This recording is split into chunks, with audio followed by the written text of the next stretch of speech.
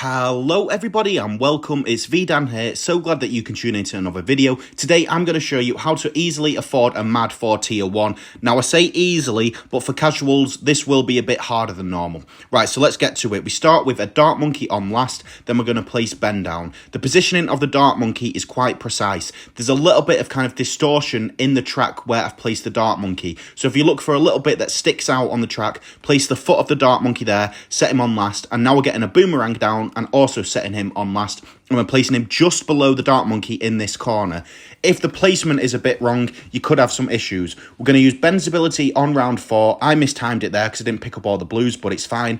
And a test to see if all of your placements are correct is if you can get through round 5 without any leaks. If you get through round 5 without any leaks, you're good to go. If not, I'd recommend restarting just because you don't want to encounter any difficulties with it. Also, if your positioning is the same as mine, then any micro that I do a bit later on, you can basically follow it identically and it should work. So I would recommend that if you're a casual player and want to follow the guide, just be sure to copy this. Okay, now what we're going to do is we're going to get our first farm down and upgrade him to 1-0-0. From here, obviously, we're going for a 2-0-0. Then, in case you don't know, Ben is extremely strong with banks, okay? So you want to get a triple bank if you can, which is what we'll do here. And to get the bank down quick, what you do is you build 2-2-0-0 farms. Then the first farm, you get to 2-3-0. The second farm, you get to 2-0-2. Once you have 1,380, you sell the 2-0-2 and get the 2-3-0 bank. Okay, so if you're new here, that'll sound horrific, but I promise to all regular viewers, they'll be so fed up of hearing that by now. It's just kind of something that'll get ingrained in your head. For round 10, make sure to use Ben's ability at the very end. If you time it right, you can pick off the yellows at the start of round 11. Then what we're going to do is we're going to put it on slow and we're going to get a farm down and we're going to get an extra tick out of this farm. What that means is we're going to get it to give us a +20, okay? So we are being a lot more optimal here. I don't usually show little things like this. This is usually what I do in my kind of optimal runs independently. But you will want to try and get the timings that precise because any little extra income that you can get will be beneficial here, okay? You don't want to be short because if you can't afford a M.A.D, then the tier 1 kills can be quite slow. So M.A.D, if you're not IMF'ing, and it's going to be an IMF meta, by the way, because IMF will be the strongest because you need Ray of Doom, sadly. But other than that, M.A.D's the next best thing to do. Okay, so round 12 was a bit tricky there. If you saw, I had to use Ben's ability at the very end, but you should be good. You just kind of want to put it on slow. Make sure that you've got round 12 in the back of your head as something that could give you difficulties. The next round to look out for is round 14. So if you've got the positioning the same as mine, you should be good. We're going to go and upgrade our first farm to valuable bananas, okay? So we're going to try and get that to valuable bananas as soon as possible. I feel like I can't say the word valuable right. I don't know. Anyway, then we're going to use Ben's ability, and you need to time it right, okay? This is going to take you some practice. Try and copy the video here.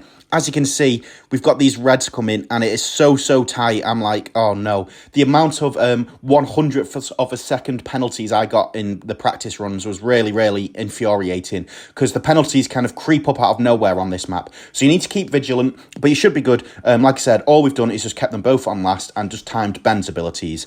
Next, we are putting down a boat.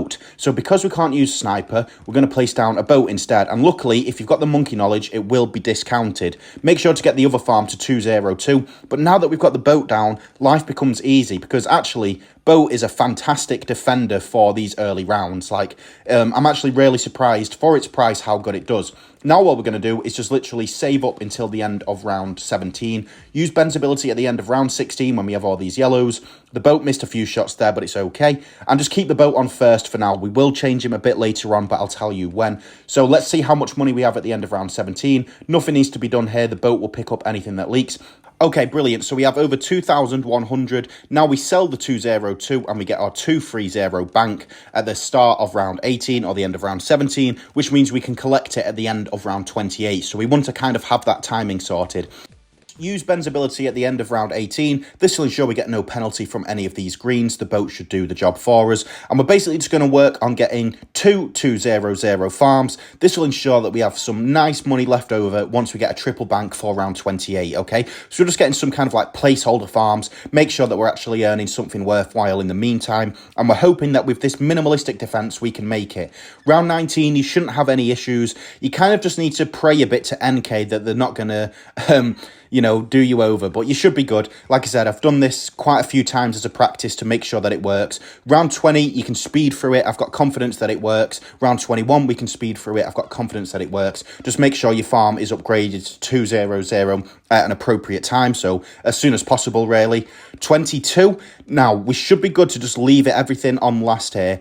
If you get some difficulty, change the boomerang from last to first, just as the final white balloons make it over the little first arch, okay? And then you should be good. Round 23, here we go. Okay, so we've got another farm down, and then what we're going to do is, once these have made it past the first arch, set the boomerang to first and use Ben's ability. If you time it right, and you need a bit of luck, then the boomerang and boat should pick everything up. As you saw there, I got a really nice little bit of RNG with the boomer. So it may take a couple of tries, but you can do it. For 24, change the boat from first to last. Last is needed here to avoid a penalty, or at least it was for me, because otherwise it would just target the balloons at the front and would get a penalty. It's still extremely close, okay? So you will be a little scared on 24. Of course, if you're really quite good at micro, you can do some more advanced microing that'll make life easier. But for a casual player, just set it on last and we can leave him on last for now. We have 2-2-0-0 farms down already, which is fantastic. So there's going to be a nice amount of income to make.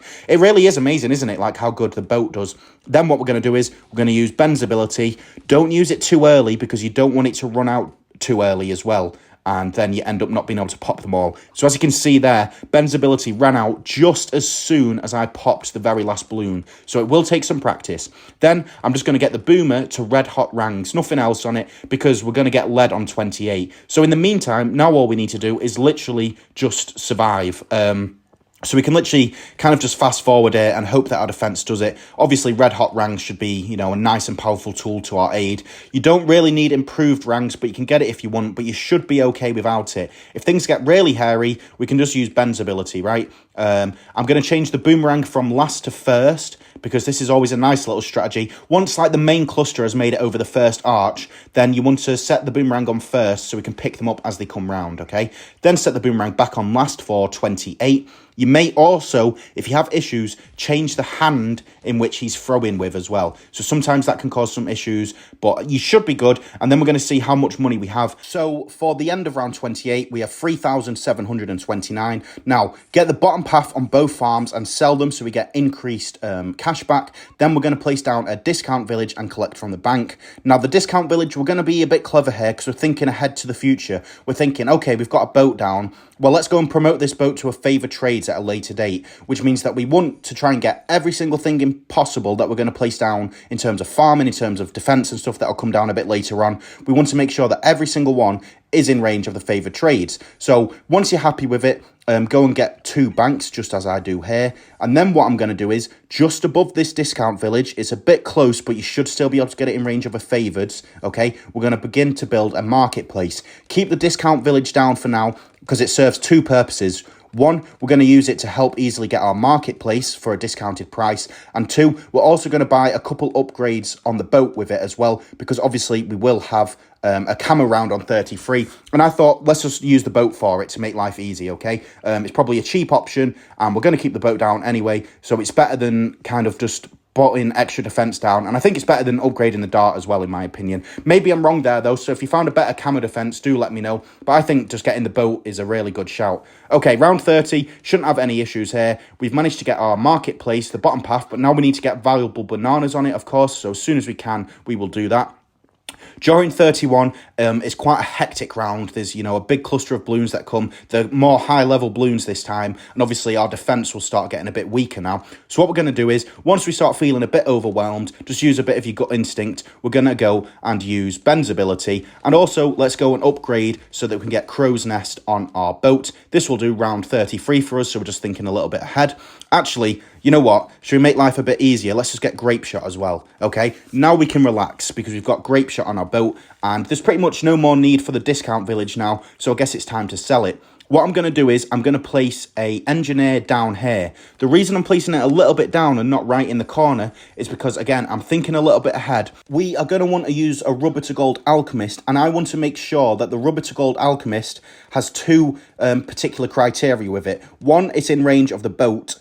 Two, it's further enough away from the balloon trap so that any leads are popped by the Alchemist and not by the balloon trap, okay? So I think this placement works quite well.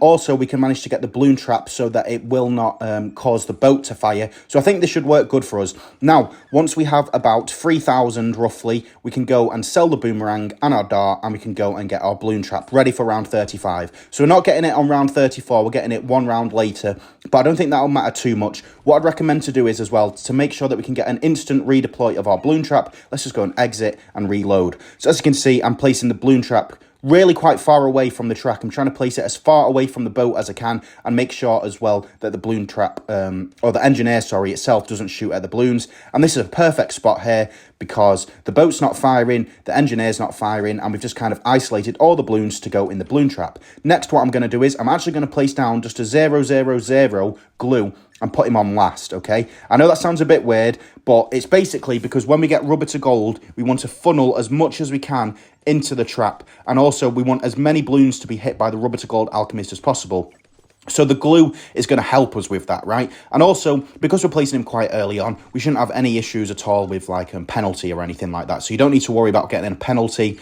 And now life's a bit easier. Now it's gone to a lot more kind of just standard casual approach. I'm going to place down a rubber to gold Alchemist or get it set up. So the placement here, I'm going to go roughly there, okay? So it's in range of the favoured, but it's significantly ahead of the trap, so we shouldn't have to worry about it. I'm going to get lead to gold first, then I'm going to get rubber to gold, then I'm going to get the top path, okay? I think just getting the rubber to gold as quick as possible before getting the larger potions is more important, in my opinion. I could be wrong there, but I just get excited when I see rubber to gold because I know that I'm going to be in for a nice amount of money, okay? So in terms of balloon trap micro, same as always, all we're doing is just constantly redeploying it so that it's always down. And also the glue also serves a benefit because what it'll do is it'll help. So say if we have a bit of a slower engineer balloon trap redeploy, the balloons won't be moving as quick, so maybe we'll leak less as well and kind of just get as many into the balloon trap as we can. Now, as you saw there, we've managed to get rubber to gold. Now, what's going to happen is when this balloon trap explodes, or we collect from it, I don't know why I said explodes, that sounds a bit violent, then we can get larger potions. And now all we've got to do is, we've just got to get our boat to favour trades. That's it, okay? Other than that, we should be good. As you can see, we're making sure that all leads are getting hit by the rubber to gold. They're not going to the balloon trap first. If they are going to the balloon trap first, then you need to try and get a better position for your Alchemist. It may be a bit too late, though, if you're already at this point. But like I said, it really is quite scary because I feel like if you just mess up a little bit, you could be 200 off, and that could be, you know, the end of not getting a MAD.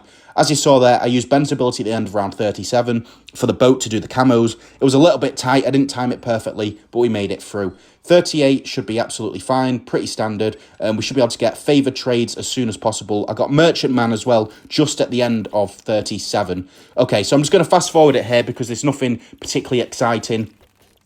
Standard stuff, and I'm sorry this video's been a bit longer as well, but I thought I'd show, you know, just every single bit of the gameplay, every single round in full. There's no point in me commentating and then saying, yeah, well, you do this, you do that, you do that. Sometimes you need to just see it in person. So let's go and collect and just gauge how much we've got here. I think it should be pretty good. We've managed to get every single thing in range of favour trades. Notice as well that where I replaced Ben, that was so we could also get it in range of favour trades, and we have 71.9k. So obviously if we did a bit of better micro and potentially, you know, just optimize some stuff, got better balloon trap and stuff, we would have got 72,000. I think you need at least 71,500. That's like the bare minimum I want you to aim for, or 71,600 really. Now, to get a MAD, you can just get a double discount or triple discount in range of the favorites. Then what you're going to do is get the 140 in range of the discounts, sell the favoured trade, and there you go. You should have your MAD. So this has been a bit of a harder video, a bit of a longer one, but thank you for sticking through it, and I'll hopefully see you guys very soon.